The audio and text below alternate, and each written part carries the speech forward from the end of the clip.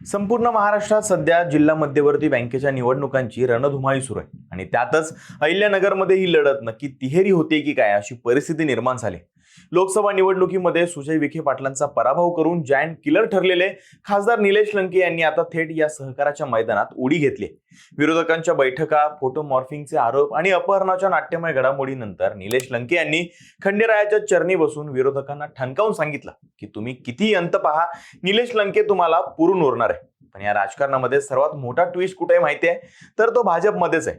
पालकमंत्री राधाकृष्ण विखे पाटील आपली पकड मजबूत ठेवण्याच्या प्रयत्नात आहेत, तर दुसरीकडे भाजपचेच विधान परिषद सभापती राम शिंदे आणि युवा नेते विवेक कोल्हे यांचा विखे पाटलांशी असलेला 36 चा आकडा आता उघड झालाय। त्यामुळे मग आता राम शिंदे थेट निलेश लंकेंना छुपा पाठिंबा देणार का, की स्वतःची वेगळी आघाडी निर्माण करणार? आणि या सगळ्यामध्ये निलेश लंकेंचा मास्टर प्लॅन काय असणार, संपूर्ण गोष्ट जाणून घेऊयात आजच्या व्हिडिओमध्ये।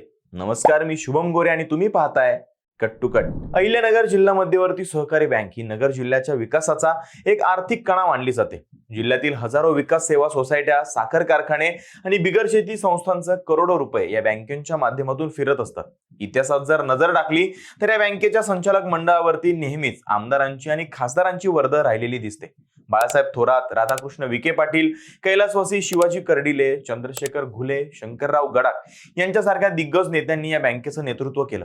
राजकारणात हे नेते एकमेकांचे वैरी असले तरी बँकेच्या सत्तेत मात्र बहुतांश वेळा समझोता करून निवडणूक बिनविरोध करण्याचा आणि सत्ता आपापसात वाटून घेण्याचा पायंडा या नेत्यांनी पाडला। यंदा प्रशासकाचा काळ संपल्यानंतर होत असलेली ही पंचवार्षिक निवडणूक भूतकाळातील बिनविरोध परंपरेला छेद देणारी ठरणार आहे, कारण यावेळी बँकेच्या पटलावरती असे खेळाडू आहेत ज्यांनी प्रस्थापितांच्या परंपरेला आव्हान देण्याचं ठरवलंय। अहिल्यानगर दक्षिण लोकसभा मतदारसंघामध्ये भाजपच्या सुजय विखे पाटलांचा पराभव केल्यानंतर खासदार निलेश लंके यांचे राजकीय वजन प्रचंड वाढले। पारनेर तालुक्यामधून राजकीय प्रवास सुरू करणाऱ्या लंकेंनी आतापर्यंत जिल्हा बँकेच्या राजकारणात थेट लक्ष घातलं नव्हतं, मात्र यंदा त्यांनी पारनेरमधून विकास संस्थांच्या माध्यमातून स्वतःच्या आणि आपल्या समर्थकांच्या नावे ठराव दाखल करून सहकाराच्या मैदानामध्ये थेट शड्डू ठोकलाय। पारनेर तालुक्यामध्ये विरोधकांकडून येणाऱ्या बैठका आणि पत्रकार परिषदांना उत्तर देताना निलेश लंके यांनी अत्यंत आक्रमक भूमिका घेतली। विरोधक महिलांचा वापर करून राजकारण करतायत आणि AI तंत्रज्ञानाच्या मदतीने फेक फोटो तयार करून बदनामीचं कारस्थान रचतायत असा थेट आरोप लंकेंनी केला। खंडेरायाच्या साक्षीने त्यांनी विरोधकांना असं आव्हान दिलं की तुम्ही कितीही बाह्यशक्ती किंवा अंतरशक्ती आणा, काचेच्या घरात राहणाऱ्यांनी दुसऱ्यांच्या घरावर दगड मारू नयेत। तुमच्या विरोधामध्ये दंड ठोकण्याची माझी पूर्ण तयारी आणि निलेश लंके तुम्हाला पुरून उरेल।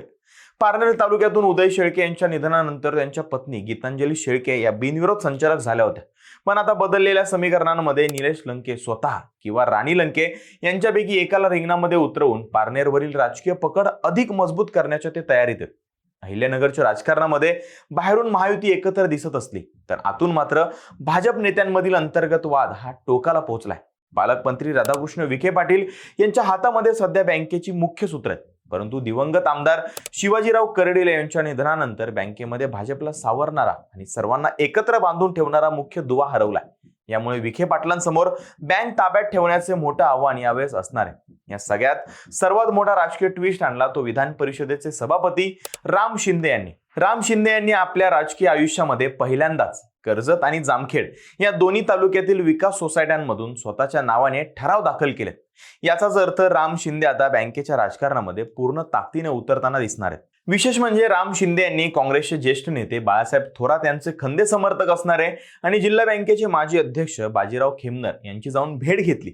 या भेटीनं राजकीय वर्तुळामध्ये प्रचंड खळबळ उडवून दिलेली आहे। दुसऱ्या बाजूला कोपरगावचे युवा नेते आमदार विवेक कोल्हे आणि विखे पाटील यांच्यातील राजकीय वैर हे महाराष्ट्रामध्ये सर्वांनाच माहिती आहे। विवेक कोल्हे यांनी उघडपणे भूमिका घेतली आहे की जिल्हा बँकेमध्ये समविचारी लोकांनी एकत्र आलं पाहिजे। त्याचसोबत विखे पाटील आणि राम शिंदे यांच्यातही अंतर्गत मतभेद असल्याचं अनेकदा समोर आलंय। विखे पाटलांनी राम शिंदेंच्या गाठीभेटीनंतर टोला मारत कोणी कुठेही गेलं तरी सहकारामध्ये फरक पडत नाही असं म्हटलं असलं तरी राम शिंदे आणि विवेक कोल्हे हे विखे पाटलांचं वर्चस्व मोडून काढण्यासाठी वेगळा गट स्थापन करण्याची किंवा पडद्यामागूनच निलेश लंके आणि महाविकास आघाडीच्या नेत्यांशी हात मिळवणी करण्याची शक्यता नाकारता येत नाहीये। ही सगळी झाली नेत्यांची बाजू आणि त्यांची वक्तव्य, पण जिल्हा बँकेची निवडणूक ही ठरावांच्या आकडेवारीवर अवलंबून असते। यंदा बँकेच्या 14 सर्वसाधारण जागांसाठी तब्बल 1360 ठराव आलेत, तर बिगर शेती मतदारसंघाच्या एका जागेसाठी 1471 ठराव दाखल झाले। या निवडणुकीमध्ये 3 तालुके हे एक मुख्य गेम चेंजर ठरणार आहेत. पहिलं म्हणजे संगमनेर मधून 592 पात्र ठराव, तर कोपरगाव मधून 501 पात्र ठराव आणि अहिल्यानगर मधून 386 पात्र ठराव दाखल झाले. हे 3 तालुकेच मिळून एकूण मतदानाच्या तब्बल 40% मतदार ठरवतात. संगमनेरमध्ये माजी मंत्री बाळासाहेब थोरात यांची मजबूत पकड आहे. थोरातांनी जोरवे सोसायटीमधून स्वतःचा ठराव केला असून ते पूर्ण ताकदीनं मैदानात उतरणार आहेत. नेवाशामध्ये शंकरराव गडाख आहेत आणि पारनेरमध्ये निलेश लंके, अशी सगळी महाविकास आघाडीची भक्कम साखळी तयार झाली. तर दुसऱ्या बाजूला या निवडणुकीचं महत्व किती प्रचंड आहे हे एका घटनेवरून स्पष्ट होतं. पारनेर तालुक्यातल्या पाडळी रांजणगाव येथे सोसायट्यांच्या संचालकांची पळवापळवी करण्यात आली आणि संचालकांना पळवून नेल्याप्रकरणी पोलीस ठाण्यामध्ये थेट फिर्याद सुद्धा दाखल झाली. अनेक ठिकाणी सोसायट्यांचे ठराव करताना पोलिसांचं संरक्षण घ्यावं लागलं. यावरूनच स्पष्ट होतं की 12,000 कोटींच्या या बँकेच्या सत्तेसाठी पडद्यामागे किती मोठे अर्थकारण आणि दबावतंत्र वापरलं जात आहे. त्यामुळे येणारी अहिल्यानगर जिल्हा बँकेची ही निवडणूक ही फक्त बँकेची सत्ता मिळवण्यासाठीची नसून आगामी सर्व स्थानिक राजकारणाची नांदी ठरणार आहे. एकीकडे विखे पाटलांसारखे प्रस्थापित सहकार सम्राट आपली वर्षानुवर्षांची सत्ता वाचवण्यासाठी सर्व शक्तीपणाला लावताना दिसतात, तर दुसरीकडे निलेश लंकेंसारखे आक्रमक नेतृत्व, बाळासाहेब थोरातांची मुत्सद्दी राजकारण आणि भाजप नेते राम शिंदे व विवेक कोल्हे यांची अंतर्गत नाराजी या सर्वांचा मिलाप झाला तर जिल्हा बँकेच्या सत्तेचा किल्ला ढासळणं फारसं अवघड नाहीये. लोकसभेनंतर आता जिल्हा बँकेतही निलेश लंके विखे पाटलांची नाकेबंदी करणार का, की भाजपचे हे अंतर्गत वाद मिटून विखे पाटील आपली सत्ता कायम राखणार, हे पाहणं जास्त इंटरेस्टिंग ठरणार आहे. तुम्हाला काय वाटतं? निलेश लंके खरोखरच प्रस्थापितांना पुरून उरतील का आणि राम शिंदे आणि विवेक कोल्हे हे विखे पाटलांना धक्का देतील का? कमेंट्समध्ये आम्हाला नक्की सांगा आणि अशाच राजकीय विश्लेषणांसाठी कट टू कट या YouTube चॅनलला सबस्क्राईब करायला विसरू नका.